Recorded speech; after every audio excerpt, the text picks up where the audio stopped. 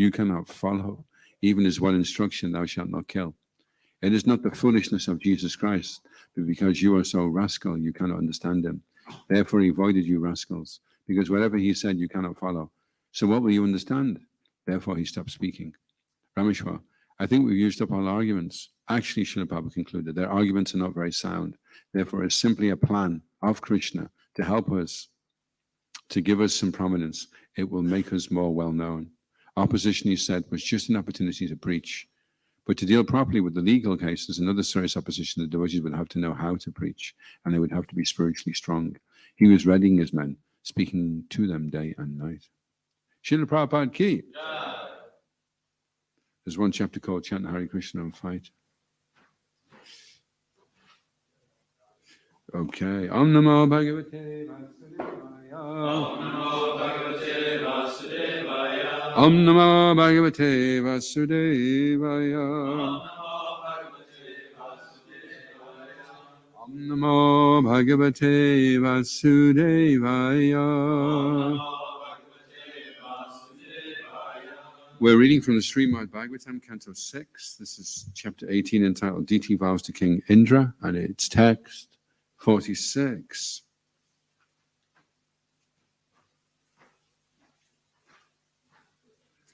Ditir Uvacha Ditir Uvacha Daryashe Vratam Brahman Daryashe Vratam Brahma Bruhi Karyani Yani Me Bruhi Karyani Yani Me Yani Cheha Nisidanti Yani Cheha Nisandani Na Vratam Ginanti Yan Yuta Na Vratam Ginanti Yan Yuta Titi Uvacha Darya Yeshe Vratam Rama Ruhikar Yani Yani Me Yani Chehani Sadani Navratam Nanti Yanyuta Titi Uvacha Darya Yeshe Vratam Rama Bruhikar Yani Yani Me Yani Chayani Sadani Narvatam Yanti Yanyata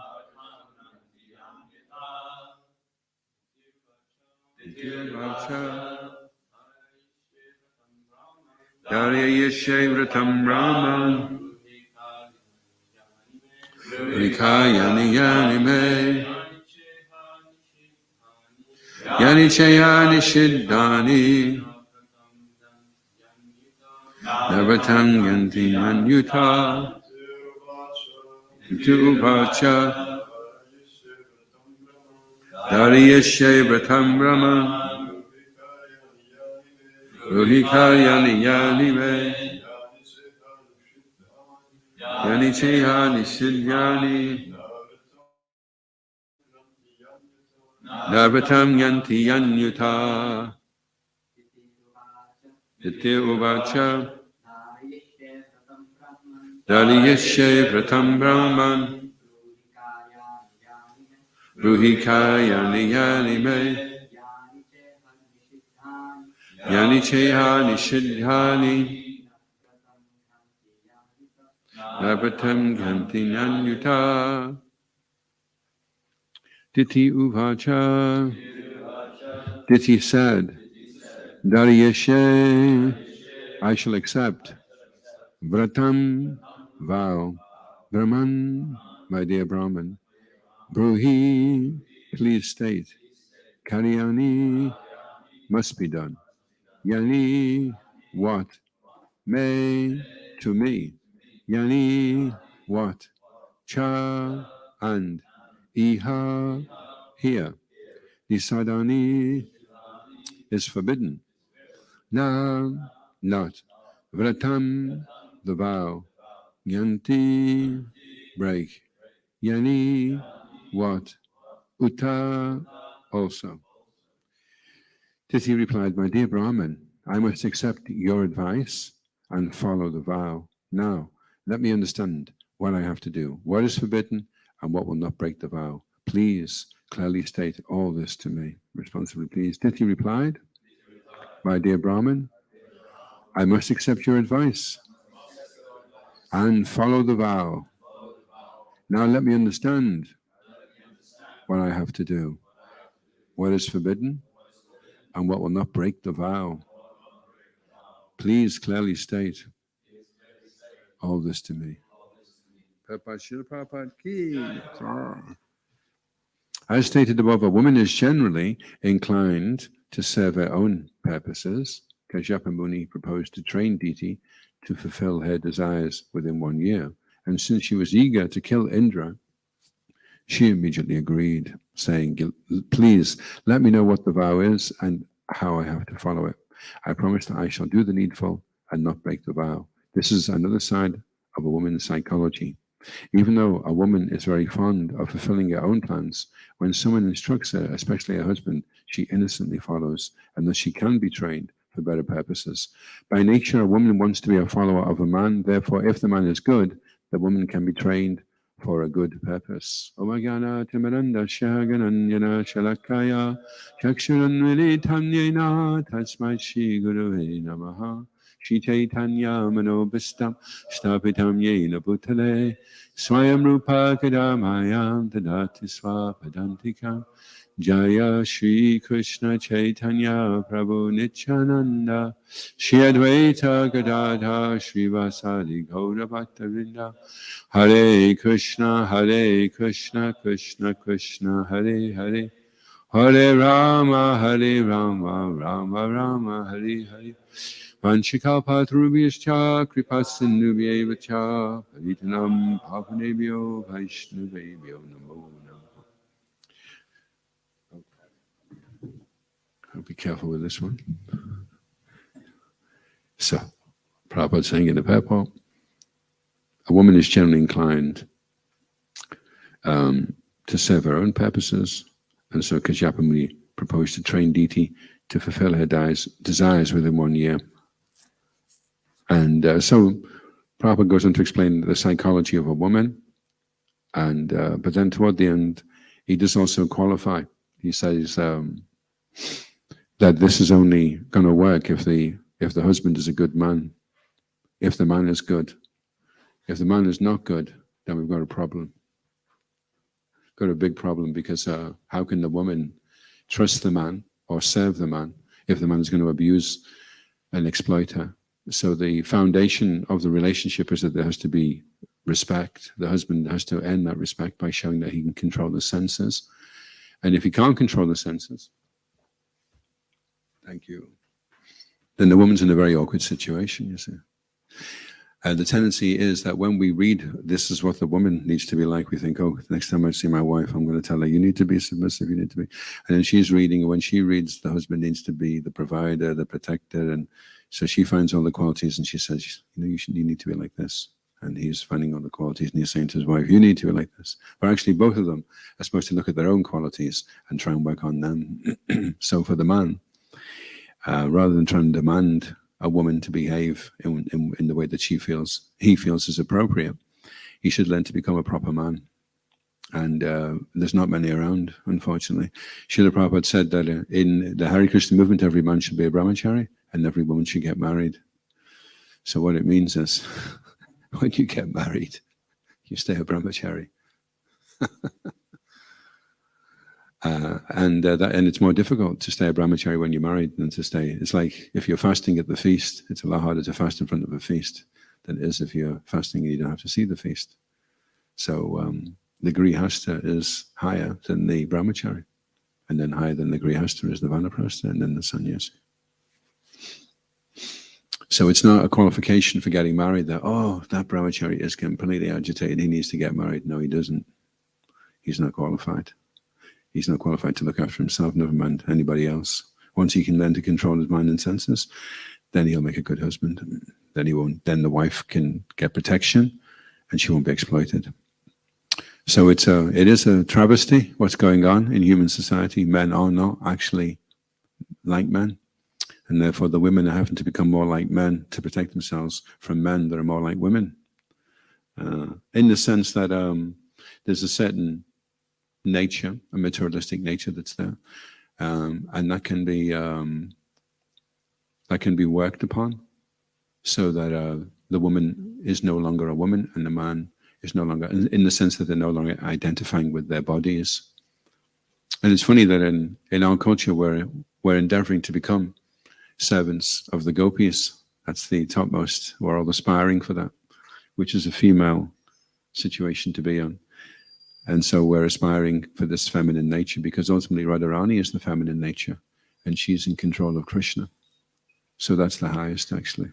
So when we're having this argument about men need to be equal to women, and women, but actually women are superior to men. So therefore we're aspiring to be like women. And women also should be aspiring to be like real women, and men should be aspiring to be their protectors. So Prabhupada mentions psychology. So I don't know if you've noticed, but psychology is becoming a really popular subject these days. A lot of people are studying psychology. We were just, where was it? It was in Om Sri Om, wasn't it?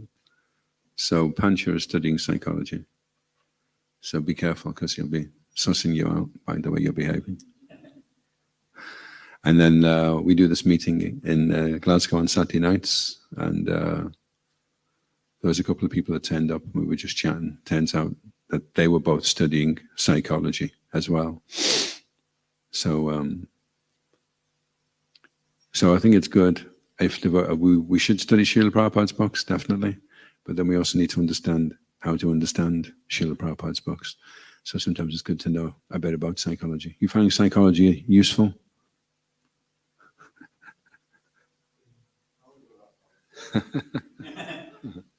It can be used in Krishna's service, because when a devotee is doing Sankirtan, he's shoved onto a higher platform just by doing the Sankirtan. And I don't know if you've noticed, you can start to read the street. You can start to read by people's intonation, by their physiognomy, by their body language. You can start to read the person, and almost intuitively, you're able to connect to the person immediately and speak in the language that you can relate to.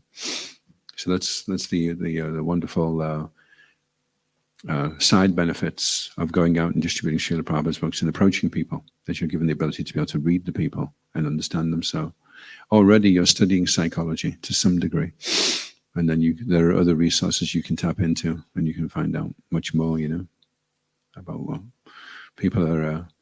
Funnily enough, we went to we had kind of a Sankirtan holiday yesterday. We went up to see a guy in Kokomath, and he helped out. He says, I've got an cook, a chef, and the guy is so stressed he just collapsed the other day. They had to take him out to hospital, and he's back on his feet now. He said, would you mind?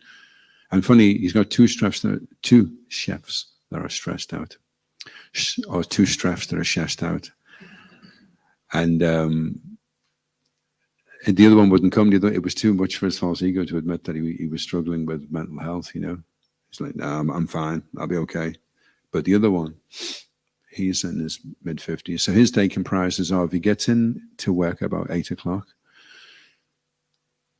Oh, he gets up at 8 and he starts work at 9, that's right. And then he has a little break in the middle of the day, and then he works through till 12. And then he's so wired up, he has to lie there for 2 hours or do something for 2 hours, and then he can finally go to sleep, because he's been so wound up, So I was just speaking with him, and then how to be able to bridge the gap. I know a little bit about psychology, been studying a little bit about cancer and things, and then there's Krishna consciousness, and I'm giving a Bhagavad Gita and Chant Be Happy and Journey of Self-Discovery, and he's got these books and a set of beads, and I'm thinking, well, how's he going to really be able to assimilate it all, So that's the challenge, how can you, because if you don't understand how to help people with their minds, then how much can you really preach to people? You can tell them they're not the body and give them 15 Bhagavad Gita slokas and tell them to go and chant Hare Krishna, it's the Yuga Dharma. And there's a good chance that they won't, or if they do that, they'll stop very quickly. But if you become skillful at cultivating relationships with people, and the people start to trust you and like you, then they can start to take more and more on board. So the initial stage of the preaching is the cultivation of relationships. So you're going around, you're doing the street, and you're meeting people. Every now and again, you meet someone that's really nice, and the person may be very generous or not, but they may be very attracted anyway, very sincere. So that person, it may be a long time before you come in contact with them again. So if you have cards printed with your details on, and you say, look, here's the books, any questions, just give me a ring, WhatsApp me, and I'll see if I can help you, And then you can start doing sanghas for people like that, and just kind of bring them gently along the way. But it will be a slow cultivation. The good thing about doing businesses is people don't generally go anywhere. So when you go back the next year, they're still there in the same place. So you get to cultivate them. It's like an annual Namhata. Every year you go, take some more donation off them, give them more books, talk to them a bit more, find out a bit more of their family, and cultivate the relationship. And then from that relationship, then they'll start. It's just like with our parents, right? Our parents don't know very much about Krishna consciousness. Because they love us, they're attached to us, they're more eligible to finding out more about Krishna consciousness than anybody else, just by dint of the fact that they have a relationship with us. So we can establish relationships with people and then cultivate them. And psychology is very good for that, because it helps you to learn how to communicate better with people and how to understand people better, what they're saying, Non-violent communication is interesting, because somebody slams the door and you say, "Don't slam the door, you idiot."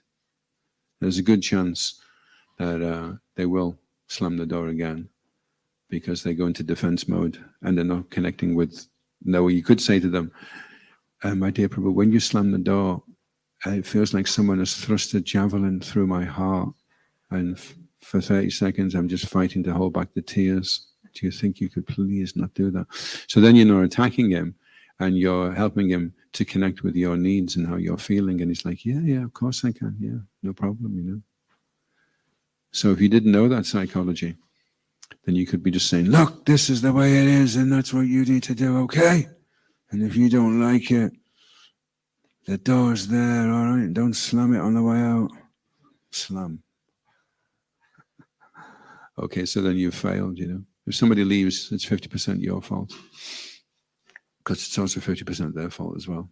But we should try to read people a bit more, understand people a bit more. And then we can, the benefit of that also is that we get to understand ourselves more.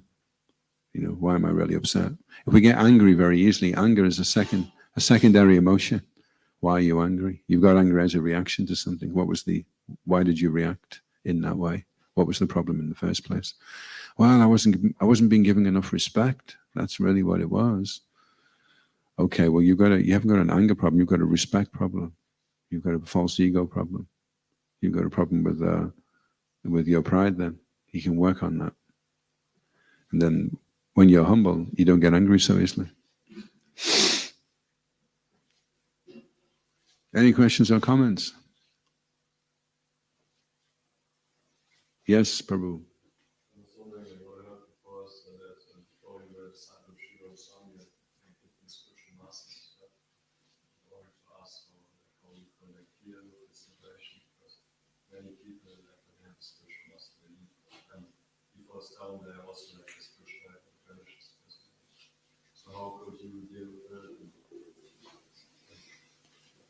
If you have a spiritual master and the spiritual master goes away, how do you... Okay, well, everyone has the same spiritual master, Srila Prabhupada. He's everyone's spiritual master. He's everyone's Shiksha Guru. So he's the foundation. He's the...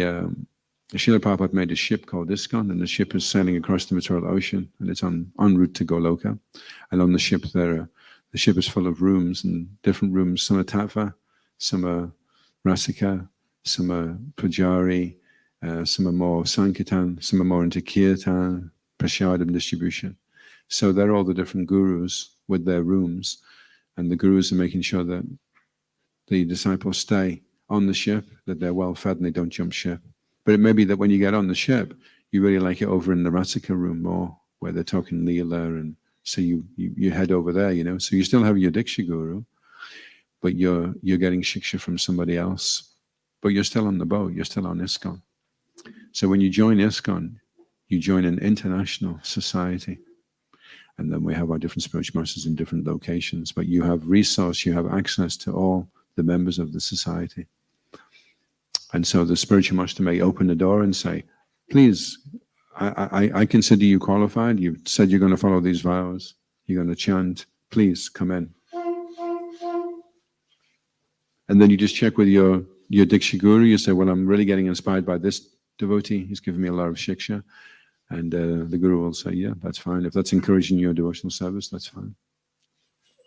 Shishikona Taimai Pashashiki.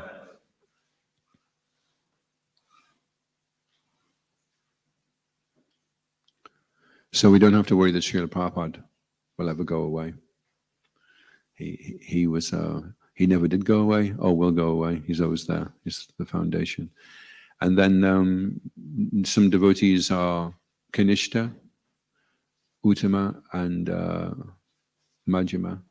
And Srila Prabhupada recommends that the guru that you take shelter of is a Uttama Adhikari. But because it's Kali Yuga and it's an emergency, then sometimes you're given battlefield commission. When there was a war, sometimes you'd just grab somebody, just a normal soldier, and you'd say, listen, put this on. You're going to have to be the general. Go and lead the men over there and attack, you know. So you get a battlefield commission. So you go, and, you know, you may become qualified to become a general, or you may get shot. So you just try, you know, you try. The spiritual masters ask you to do it, so you try to do it. And some are successful. Now there's much more chance that the spiritual masters and the sannyasis will be more successful, because as a society we're learning so much more now about better how to handle the children, how to handle married life, how to handle different political correctness that has to be there now that maybe wasn't there so much in the beginning, you know. So we're maturing and learning as a society. And so you take shelter of a spiritual master, he lets you in, you're on the ship, great. Then the spiritual master suddenly jumps off the ship. Okay, well, I'm staying on the ship, you know. I want to stay on the Srila Prabhupada ship. And you throw a rope out for him and say, listen, come back, you know, you helped me so much. Come back in, come back on board. Hare Krishna. My understanding is it that from the theme that you've been giving, that on the Sankirtan it's more important to just kind of make friends with whoever we're meeting than whether they've got a vote or whether they gave a huge donation or these kind of things that we can get really worked up about. Yeah, because you're cultivating it's like if you're growing things, right? And then one of the seeds that you plant doesn't sprout within the next 30 seconds. And so you kick it out the ground and say, oh, rubbish, you know. So you're not going to be able to really cultivate the field nicely. So when you're on Sankirtan, everyone, you have a nice exchange with them. And you spend 20 minutes preaching, they decide they don't want the book. And you say, well, listen, that's not a problem. You have a great day. Then there's a good chance they will take the book the next time. So don't just be so prayas that you just want everything immediately. You have to cultivate people. And if you're friendly and you're nice with people, then everyone is looking for a friend. So if they meet someone that's friendly, then they may want to check you out. Are you being friendly because you want something off me? Or are you just being friendly because you're a friendly person? So let me say no and see how you react. And they say no. And you say, okay, that's not a problem. And then later on they come back and say, I think I will have that book actually. Or I will give a donation. I've had that happen quite a few times. So sometimes they're just testing you. In fact, Gujran Bihari was telling me, the man, he went to see this man, Indian man. And he said, what is it all anyway? All this stuff, you know, jumping around, pogoing around and wearing bed sheets, you know, don't you feel a bit silly, you know? So Gudruma just says, listen, if you don't like it, that's fine. We can go somewhere else. It's not a problem. But if you don't like it, and then the man started laughing. He goes, I was just testing you. And then he gave him a check for, I think it was 50,000, 20,000, big donation. But he just wanted to see if Gundruma was genuine, or whether he was just trying to flatter the person so that he would give a donation. So when the person said something which was out of alignment with the philosophy, and then Gundruma was like, okay, well, but this, I'm not going to change it for you to try and please you. This is what it is. If you don't like it, then lump it. And he goes, no, it's okay. I was just checking you out. So we just have to be the genuine item. It's not possible to really be somebody's friend until we're our friend, and we can't be our friend until we make the mind our friend. And then we can look at being friendly with others. Dadati Patiginati Guyamakti Pritchati Bungtai Bochai Chite Vasadvidin Pretty Election, the 6 living exchanges. And one of them is learning how to open your mind up and reveal the heart to somebody. So when you're able to do that with somebody, then other people will also be able to do it with you, And what mind doesn't want you to know is a problem shared is a problem halved. So just think of your life and think, I've got a problem with that. Let me go and share it. Then it's half the problem. Because half the problem is that we hide it. Because there's I, me, and mine. There's I, the body. Mine is what belongs to the body. And the me is my image, And I don't want my image being damaged. So this person thinks I'm really fired up, So I'm not fired up today at all, but I'm just going to make out I am, because I don't want him to look down on me. So then that's half the problem, is hiding the problem, you see. So yeah, loving exchange, the reciprocal loving exchange. They have to feel that they're getting as much from you as you're getting from them, you see. There has to be reciprocation with them. And they may not reciprocate the way that we want, but we're already prepared for that, because we're going to be proactively friendly, not reactively friendly. You scratch my back, I'll scratch yours. You don't scratch my back, then I scratch your eyes out. We're prepared to scratch their back even if they don't scratch our back. So Sankirtan devotee is there serving, he's out there trying to serve people, give them an opportunity. And it's not a problem if the person doesn't help, And the other person has to feel like that it's not a problem. But that's fine. You're okay.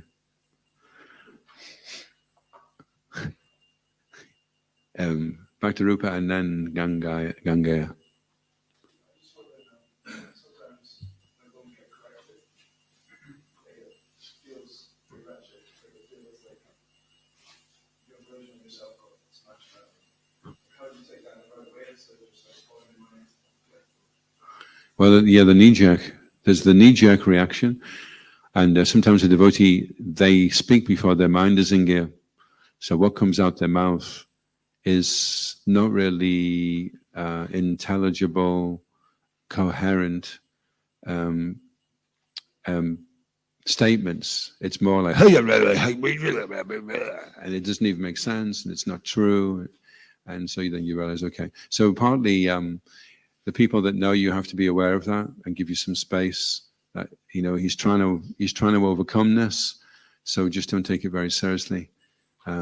What he's saying right now, and then see if in half an hour how he feels about it, and come back to him, And then usually after not usually even half an hour, usually after about 10 minutes, the person's thinking, yeah, he's right, actually. But it's just because we're so used to defending ourselves in the material world, and if we feel threatened, then we'll defend, because there's eating, mating, sleeping, and defending, but defending is the strongest. The fearing is the strongest, actually, because we defend eating, we defend our right to mate, and we defend our place where we want to sleep. So it's the defending that's the real problem, actually. And when somebody intrudes on our safe space or our safe conception of how we think things are and how we think we are, then we immediately want to defend, which is it's an animal propensity, but it's a very strong one, And it definitely takes practice to not defend yourself and just Okay, well, let me think. In fact, there's a really good mantra that you can use, and it goes like this. Somebody does something and it's really, really, you've been standing in a queue for 3 hours in India and you're just about to get served, and this man just pushes in front of you. And so you go, interesting. And that gives you enough room to kind of deal with it rather than decapitate him on the spot. Interesting. It's really, really difficult to do it, actually. But if you can do it, it's funny. As soon as you do it, immediately the whole situation, the way that you're looking at it changes, and you start feeling good about yourself. Wow, I didn't bark at that person. Wow, okay, I'm really pleased with myself, So I'm sure you'll get plenty of opportunities to try that mantra. And then it will really help. It'll help you to detach yourself and to be less defensive. The more defensive you are, it means the more you're attached. Because what have you got to defend if you're not attached? What you're defending are your attachments. No attachments, there's no defense. I remember we went round to see Sri Ramaraj, and we'd been told we were in, at that time Balabhadra Prabhu was our spiritual master. We were in Vrindavan, and our house is across, the one that Scottish Yatra owns, it's just across from Sri Ramaraj's. So Balabhadra says to us, okay guys, I want you to go over to Sri Ramaraj, I want you to grab his feet, pull him up in the air and take his socks off and put his socks on your head. So we came in and we were like, I'm petrified. At that time I was really scared of Sri Ramaraj. We went, Haribol Maharaj. And he knew there was something up right away, like 5 Sankirtan Brahmacharis. And then we just grabbed his feet and he completely just relaxed. And he just he didn't know what we were going to do to him. He just surrendered, and we just pulled his feet up, took his socks off, put them on our head and said, sorry, Maharaj, Guru Maharaj told us to do this. So I was thinking, well, he's not defending himself. He's completely just, allowing the situation to unfold as it is going to, and just. So I wouldn't advise testing people by doing it to see how detached they are. But it was a nice glimpse into it anyway. Gangaya. Sometimes when I chant and I feel the strong reciprocation from Krishna, what happens is that my body really relaxes, all the muscles become very relaxed, and it happens that sometimes the chanting, because my mouth is very relaxed, and I feel very absorbed, and it becomes very thoughtless. And I'm wondering, because my pronunciation is not so clear anymore, and I hear the mantra more in my mind, so much so that sometimes I just externally pronounce just 1 or 2 words, and the rest is in my mind, but I feel very absorbed. I'm wondering if that's correct, or and so when that happens, sometimes I feel I really just let go and let Krishna reciprocate with me. But sometimes, because I'm afraid that I don't hear the mantra, and I try to control a bit, and so I make the effort of chanting a bit louder and pronouncing it clearer. But then as soon as I do that, I feel that I'm trying to control, and it's not like a dance with Krishna, and then I just let go again. But I'm wondering about. Okay. Yeah, I can ask the devotees as well if they want to say something. Anyone want to say something about that?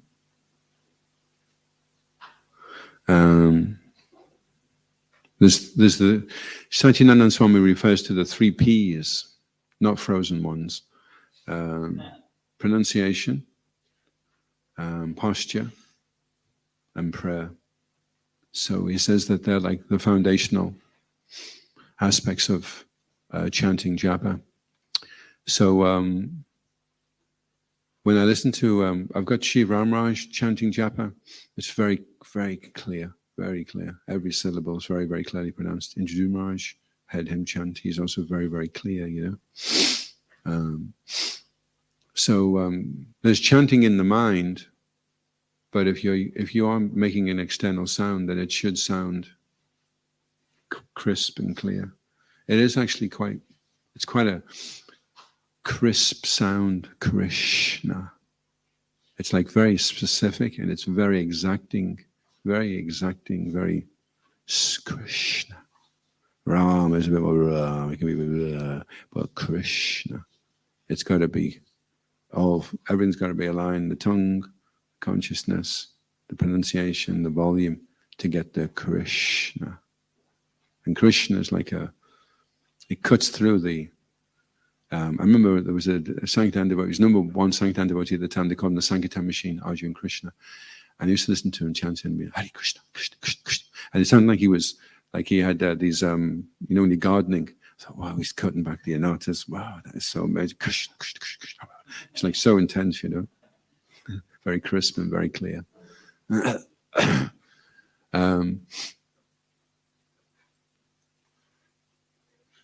So that I would concentrate on doing it like that, very, very clear and very well pronounced. At the same time, it should also flow. And I know that sometimes you can be over analytical, like a centipede is trying to dance, and somebody that was envious of him said, "When you go like that with your 47th leg, what do you do with the 48th leg again?" So the centipede's got 100 legs, and he's trying to do his dance, and he's thinking, "What do I do with the 47th leg?" Well, and then he couldn't dance properly, So it does need to flow, like the Ganga actually. When you hear Srila Prabhupada, Hare Krishna, Hare Krishna, Krishna Krishna, Hare Hare, Ram Ram Ram, Hare Hare, Krishna Hare. It's just like flowing, Hare Krishna, Hare Krishna, Krishna. He's just getting carried along by the mantra. But better to do it very clearly and very carefully. And then if that happens, then that's up to Krishna to allow it to happen.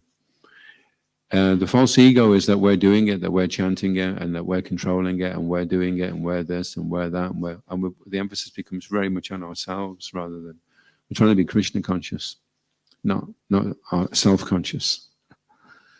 Then paralysis by analysis. We analyze so much that we become paralyzed. So we have to let it flow, but we have to be careful as well. So there's a few things going on there. And also we're a work in progress. So what may be good for us right now or acceptable, Krishna's accepting this level of chanting of us right now, but he may not in the future. He may want a higher standard. And he's expecting that as you go on, that you become more mature and more focused and more controlled. And right now, okay, I'll hold off the material energy because it was a good effort, but later on, he wants more. Otherwise, the material energy will come in and sweep you away, or at least distract you a bit for that day. Hare Krishna. It's very Krishna. It's like almost like a knife cutting through the... and the way the mind is like a big blob of jelly in your head, and you're trying to cut through the membrane, and it has to be sharp and intense to cut through. Otherwise, you're like, and it's just bouncing off the membrane of the mind.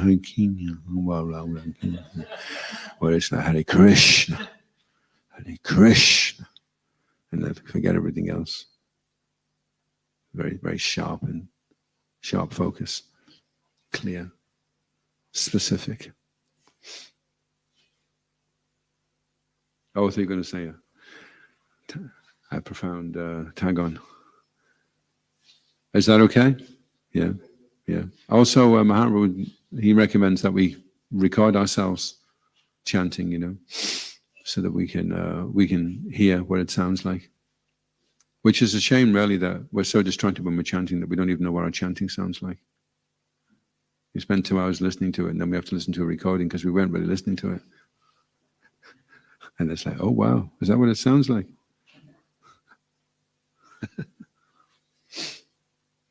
Yes, Prabhu. I was just wondering about what you said in class earlier, that in Sankirtan we can develop skills of like psychology and I was reflecting that there's so many things we can learn from the street, but I was just wondering what else did you learn from You know, because in one sense, you know, doing Sankirtan teaches us also to be even more practical in the understanding of psychology that psychologists themselves, I would say, because we on the field and so on, deal with people constantly. Well, pride is a problem. Pride doesn't allow us to access other people's knowledge because we think we know better than everybody else. And then as we become more humble, then we realize we've got so much we can learn from everybody. We can learn from the insects, from the birds, from the flowers, from people. And when we're proud, we're so busy telling everybody else what we know that we haven't got time to listen to what they know. You know. And somebody was telling me his friend took him to a tree and said, "I'm going to commit suicide from this tree. I'm going to tie the rope on that branch." And I was reading a book about counseling, and it says when they get really specific about what they're going to do, then this is a sure sign it's going to happen. You know. So what the guy did was, I don't know how he thought of this, but because he knew that when people think of suicide, they get very selfish, and all they do is think about themselves. So he went to the guy's wife and he said, "Could I have your boy's teddy bear?" And because they were good friends, she didn't even really ask. She says, "Yeah, okay." She says, "I'll bring it back. I just need it for something." And he nailed the teddy bear to the tree. And the next day, the guy came down to the tree with his rope, and he saw the teddy bear, and he remembered he had a 5-year-old boy, and he came back. He didn't commit suicide. So he saved his friend's life. So that's good. Then we can learn from other people rather than thinking, "I'm going to stop you now.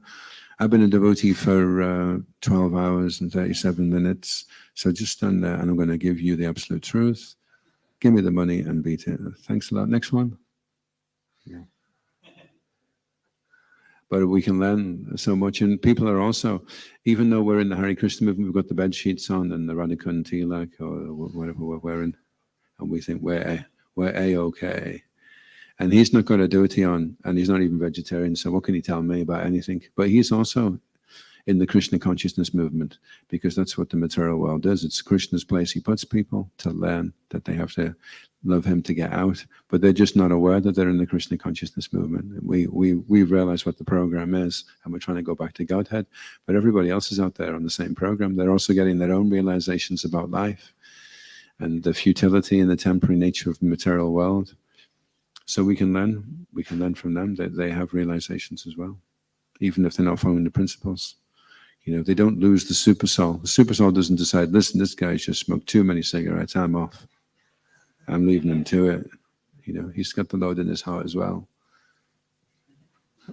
And he's instructing him. So how do you learn from others in the street without taking their association? Yeah, that's a nice question. Yeah. So you may hear somebody say something.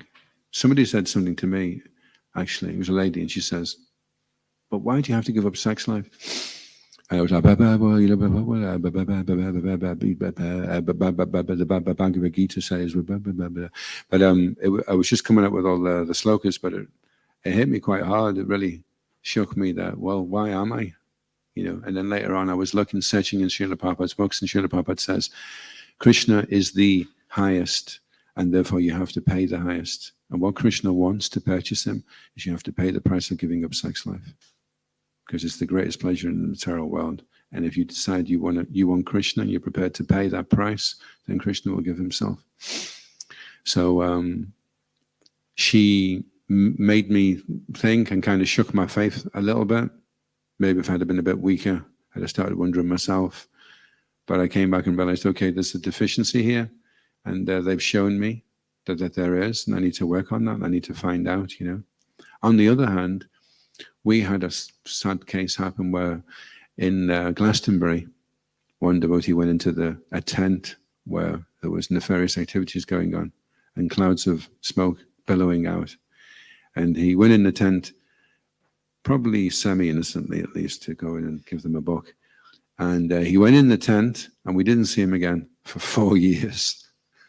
So he must have got so stoned, he was too embarrassed to see the devotees, and then he just decided to leave. So that's a bad case.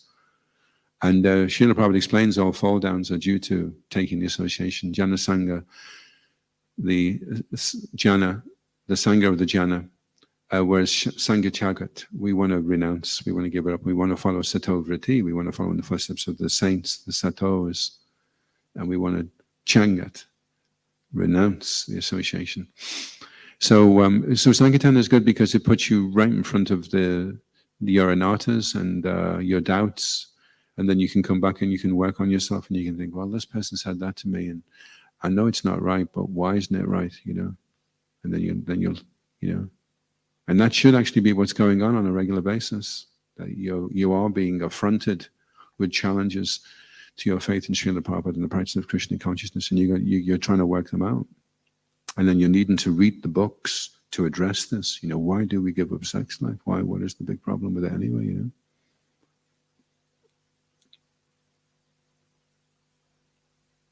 Yes.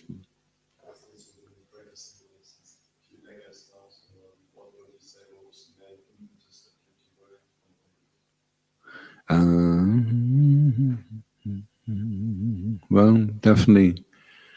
Somebody once said, how can I make sure I never leave Krishna consciousness? And the devotee said to him, just make sure you're always there for Mangalati.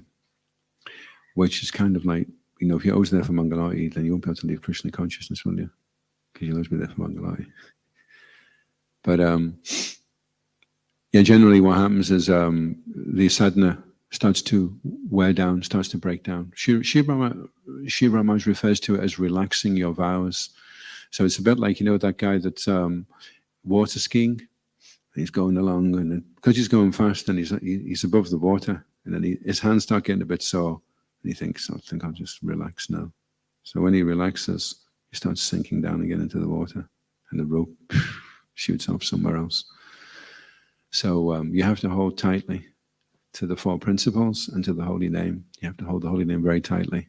And as soon as you start becoming inattentive, then that rope is starting to slide through your hands. And then you start to sink into the material energy. So you can't relax, really. You have to hold tight. And that's the challenge. Do you want to keep holding tightly? You need to keep a firm grip now your entire life. You can't let go. You have to keep That's why Mahaprabhu was saying he thinks it would be good that the devotees take their vows every year, because there's a tendency that you've committed 20 years ago. Well, I was into it then, but I didn't really know. I said I was going to give this thing up, but I didn't realize actually how difficult this was going to be. So, you've got to be realistic. You take the vows every year, keep them fresh, and every day is a fresh chance to try and chant rounds properly. And we haven't managed, well, personally, I haven't managed it just yet. I'm trying to chant Hare Krishna, but I haven't managed it just yet. I don't know who I am in the spiritual world. Krishna hasn't hugged me. I haven't entered into the Leela. So I'm still trying. Every day I'm trying to do it. Maybe today it'll be different. So it has to be that constant endeavor and that constant awareness that you haven't achieved liberation. Because if you start thinking you're liberated in the mind, then you could start relaxing and thinking everything's going to be fine. What's it? Mukta Maninas. There's a famous verse like that. They think they're liberated, but they're only liberated in their mind. They're not actually liberated. And if the initial impetus for us taking up Krishna consciousness is relief from suffering, then when the suffering goes away, then you think, wow, I'm liberated, fantastic.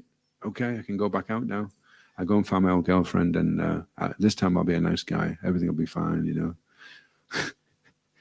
So if your initial reason for taking up Krishna consciousness is relief from suffering, and it doesn't develop from there, then you start looking to go back. You think, well, I'm okay now. I'm free from sinful reaction. I'll go back out and try again.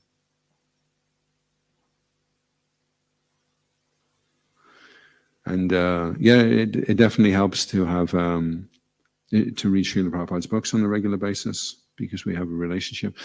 Kesha Bharati Maharaj was saying, actually, when he was reading Srila Prabhupada's books for quite a while, and when he first saw Srila Prabhupada and heard him speaking, he recognized the voice was the voice that I'd been hearing when he was reading the books.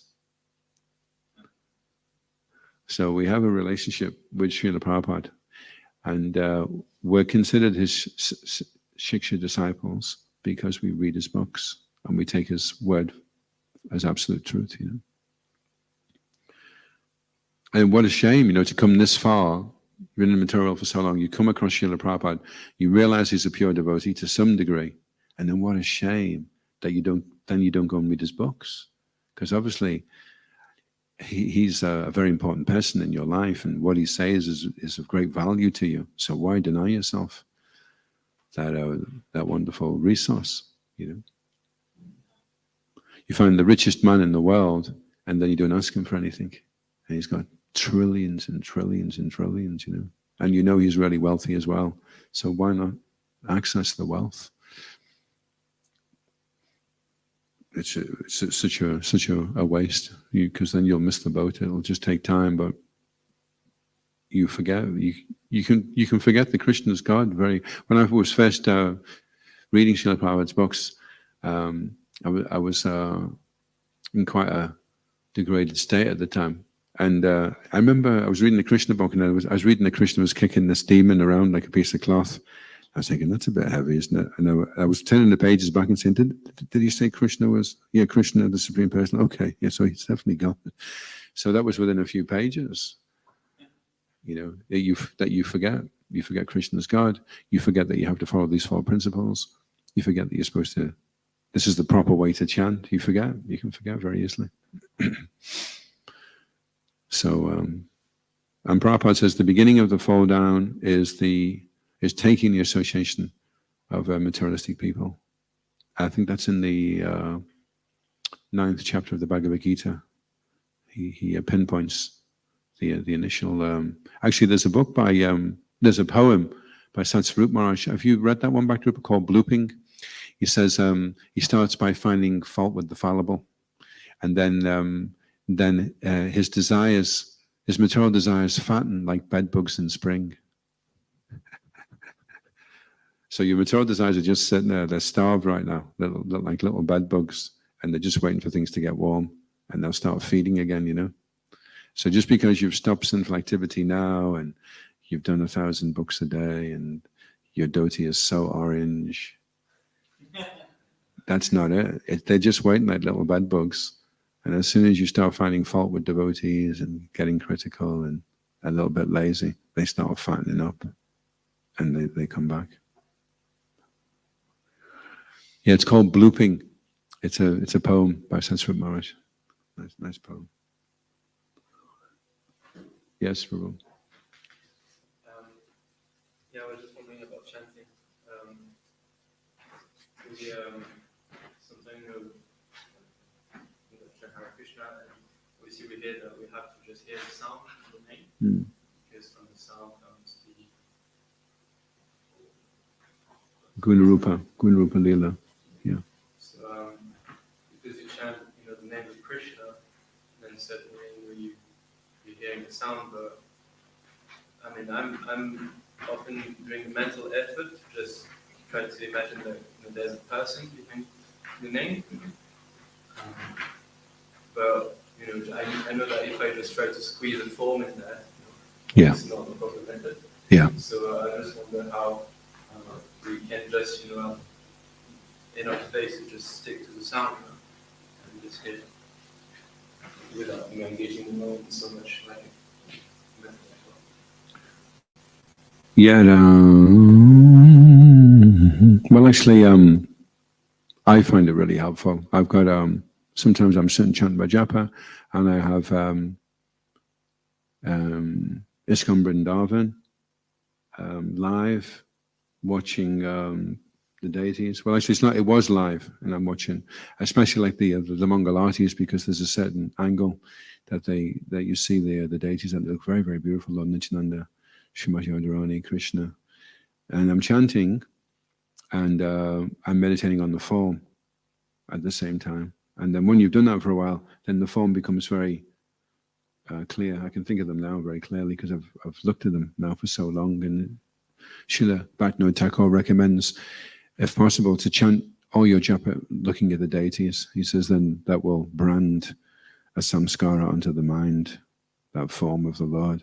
And that's why we have deity worship. That's why we have the deities beautifully dressed, so that we can meditate on their forms.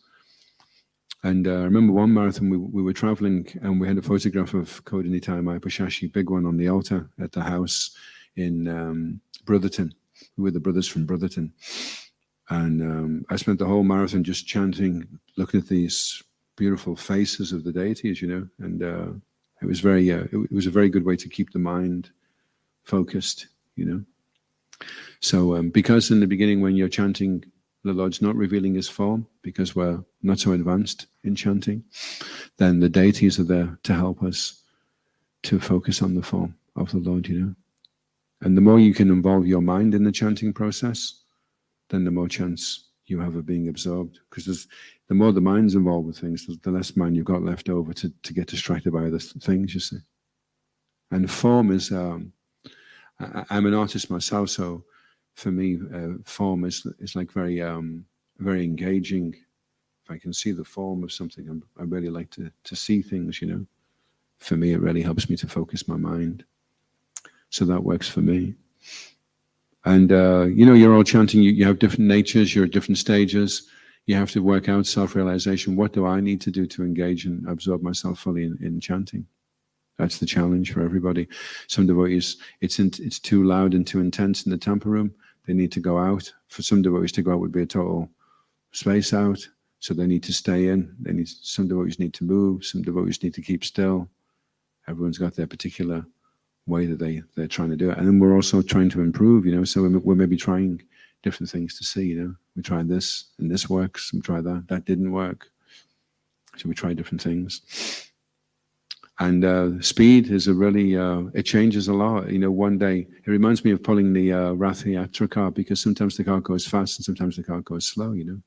So sometimes Krishna's wanting you to be urgent. And so if you're chanting really slowly, you can become really spaced out. And sometimes you're chanting and it's really passionate. You need to just slow down and hear. And it's not always the same, you know. It has to always be like this from now on, you know. Sajjanandan Swami says we have to be open to the dynamics of our own practice. So we have to be able to give ourselves room to try things and develop things. It's an ongoing process. We're a work in progress. Sometimes the way you really see whether you're making advancement is after you've been doing service for a few years, you go to the Holy Dham and you check in at the Holy Dham. And then a few years later you go back in and you'll see the difference. You say, okay, I can see I'm starting to go places now, you know. Day in, day out, you can't tell so well. But you could keep a japa diary also. Keep a track of what's working for you. And how many days in a month do you chant really good japa? And how many days in a month do you chant really bad japa? And then see if you can increase one and decrease the other. They say whatever you measure improves. Anything, whatever it is. Measure your weight, measure your muscles. Anything that you measure will improve. So you can measure your japa. If you measure your japa, then it will definitely improve.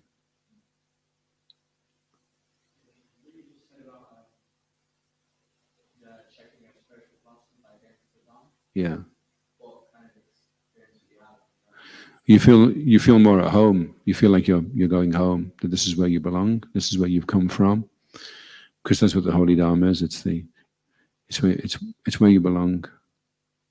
And then when you come back here, you feel like you're in a foreign country. And you go back there and you feel like you're home. So I don't know if anyone's experienced that. They've been in the Holy Dharma and it's felt like they were back at home, where I belong.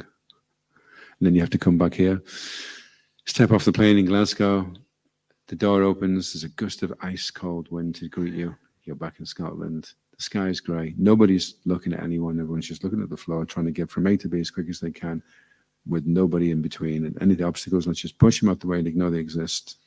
Oh, welcome home. And then in Vrindavan, Mayapur, the colors are more vibrant. The smells, just the fact that everything's warm, and it's just amazing, you know. It just gives you a glimpse into what it's like in the spiritual world.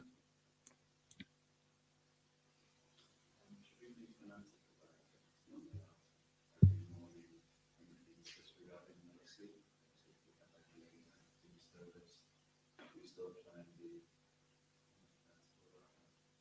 Yeah, well, we did this program called QFA, which was Quality Fine Arts. We were selling oil paintings.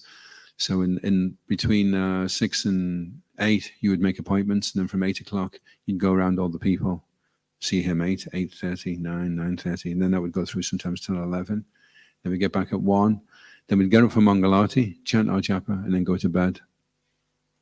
And then go back out again. But we didn't have to go till like afternoon, because there's no point trying to sell paints to people in the morning. So it was late afternoon. That was when you built up your appointments and then went around the houses. But it wasn't such a good program. And we had a lot of casualties with that program, because the japa wasn't so good. I remember I was chanting my japa, and I went to walk down a corridor, and I was thinking, this is interesting, because I've never seen this corridor in the manner before. It had like all arches going down, and it's outside the temple room, and where you go right to go into the prasadam room. Well, just there, they built this new tunnel that I'd never seen before, like a long hallway. I thought, wow, that's pretty far. Let's go and check that out. Straight into the wall. Then I realized that I was hallucinating because I was so tired, while I was chanting. So that wasn't so good, actually. So my program now is I try and get to bed by 8:30, get up at 3, read for an hour, then get ready for Mangalati, and then chant japa, and then I have a few rounds left to finish off during the day. So that's like a regular program. So if you want to get fanatical, I wouldn't get, it is good to be there for Mangalati, if you can be, but I would get fanatical about what you're doing at 8 p.m. in the evening. Get fanatical about that, because if you can be in bed by 8, 9, then everything else is not a problem, You'll have rested enough. And if you're doing something at that time, you have to weigh up, is this more important than what I'm going to be doing, than having quality japa and being awake in Mangalati, But fanatical generally isn't such a good thing anyway, whatever it is, because Rupa Goswami refers to fanaticism, he says niyamagraha, and niyamagraha means someone that follows rules and regulations. And what I've found is, these devotees that follow the rules and regulations. We used to have one, we used to call him Adolf, actually. And we were sitting down in the Kalachi to have this salad, and I'd put raisins in, and he said it's got oil in it. It was with oil, vegetable oil.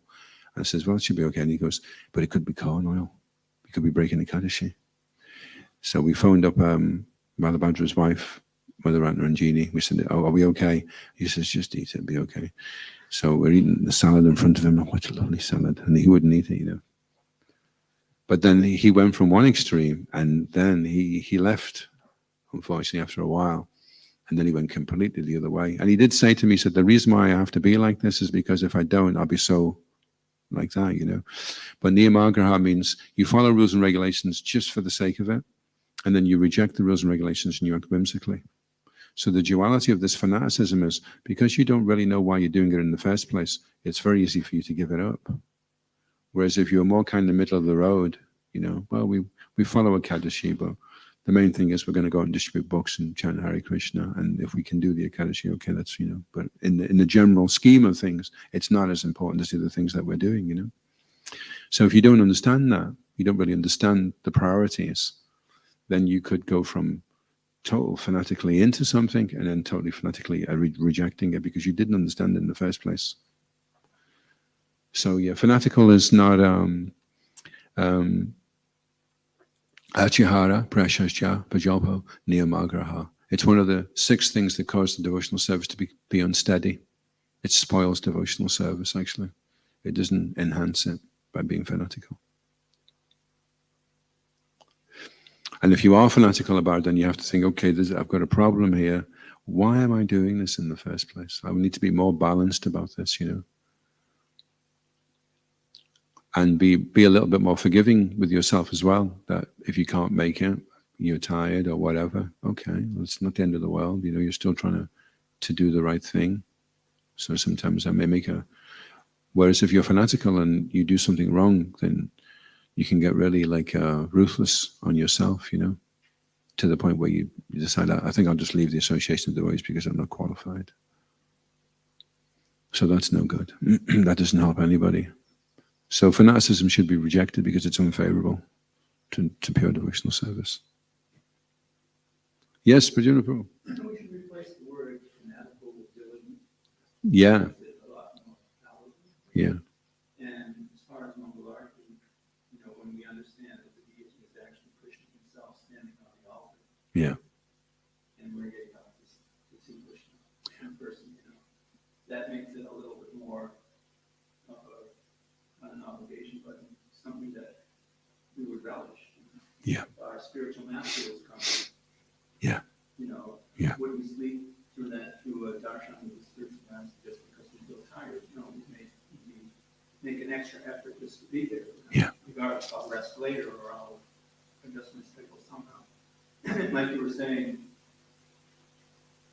the way to make sure you stay in Krishna's consciousness is come to Mangalarti.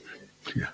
And Srila Prabhupada really advocated that. Yeah. He said the only excuse for not being at Mangalarti was your inability to growl. Well, luckily I did turn up for Mangalai this morning, but I was toying with the idea of just chanting my rounds and then going into the kitchen. I was thinking, well, Prabhupada wants us to go to Mangalati, so I should just fit my rounds in later on in the day, So, I think it's the instruction he gives the most, isn't it? Of all the instructions in his letters, attend Mangalati is the one he says more than anything else, And it's usually the thing that goes first. When the devotee's on the slide, that's the first thing that goes, Mangalati, and then everything else goes after that, in due course. And I think for myself, when I joined Krishna consciousness, there were so many challenges, but I worked out that the main thing is, if I can get up early, everything else is downhill after that. I can somehow drag myself out of bed, So that's your real challenge. You wake up, and it's funny, actually, because when you wake up, you've just been immersed for 6 or 7 hours in the mode of ignorance, and the mind has been in full control. The mind has been telling you everything about what reality is and what the world is. And then you wake up, and there's this tiny jiva. It's a tiny speck of consciousness. We couldn't even see the soul now because it's so small. And it's inside this big lump of meat. And standing behind the jiva is the super soul, who's that big, from your little finger to your thumb. So there's the super soul. He's right there. It's this tiny speck of consciousness. And it's thinking, I suppose I better get up. So depending on how strong the desire is, determines whether or not you're able to rise, or whether you just lie there. Oh, no, I just can't. I'm just too tired. So it all comes down to desire. If your desire is strong, then the super soul will make your arms move, and you'll get out of bed, and you'll stumble across to the bathroom. One devotee, when he used to wake up in the morning, he used to coax himself out of the bed. He'd wake up and he'd go, warm shower, warm shower. So then he'd go, okay, yeah, I'll get up for the warm shower, But if you can get up early, if you can manage to discipline yourself enough to do that, and the mind will always tell you that you're tired after 6 hours, after 10 hours, after 3 hours. Generally, it takes about 3 hours to feel refreshed. So if you just went to sleep for 3 hours and got up, and say someone threw a bucket of water, or then you'd feel okay, but later on you would feel tired. Because we noticed that at one time, I went through a period, I was keeping a diary, and I was a servant for a while of a spiritual master, and I was getting 4 hours rest, going to bed at midnight and getting up for Mangalati. And I noticed, so I was doing this whole thing on sleep, so I would have to nap later on in the day. But when I first woke up at 4 and had a shower, I was fine, I was fresh. But then around 10 o'clock, 11, then I was really feeling really fatigued, But the mind conjures up. As soon as you wake up, you're so tired. You need to sleep another 30 minutes. You need it. Otherwise you'll die. Sleep, please, sleep. And it's not actually a fact, It's not, just 10 minutes, just 10 minutes, just 10 minutes, please. What's it going to make? What difference is it going to make? 10 minutes? None, It's just the mind. Snooze, come on, snooze.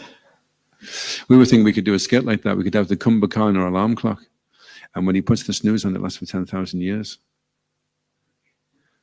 Oh, was it Kumbha? Oh, no, it was Muchikunda,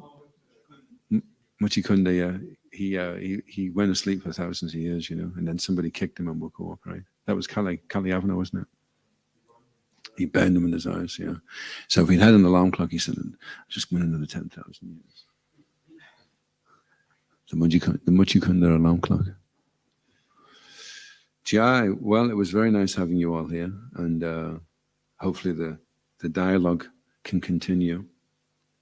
And we have some resource and some experienced devotees here who are more than willing to share what they've learned as they've traversed the precarious territory of the Bhakti Marg to help you avoid the pitfalls. So we're more than willing to help. And you're full of Sankirtan enthusiasm, and that's really good for us as well. Get that energy. It's nice, isn't it? Having a kirtan. Like I was listening to the kirtan the other night, evening arti, and I really wanted to just come in, and be part of it. But it's here we don't have to worry about the neighbors, apart from some sheep. We're fine, so we can really let rip,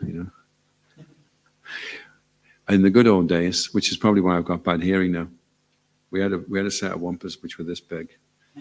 They had like a dome on them like that. And you had to wrap it around your hands a few times. I remember I used to get them out and everyone would be like, so eventually they've hid them. They are somewhere. And we used to just go for it like anything else. But somebody was telling me the other day, they said, he was trying to tell me in a nice way. He goes, Prabhu, in Kirtan there's the singer's voice, the sound of the mridanga, then the sound of the cartels. It's supposed to be in that order. Not wampus and good luck with the rest, So I have to try and tone it down a bit. I get a bit excited. Like the Duracell, take the Duracell batteries out. Jai, ISKCON Gurvinda ki, Srila Prabhupada ki, Gaura Premanandi, Haribol. All of you ki Jai.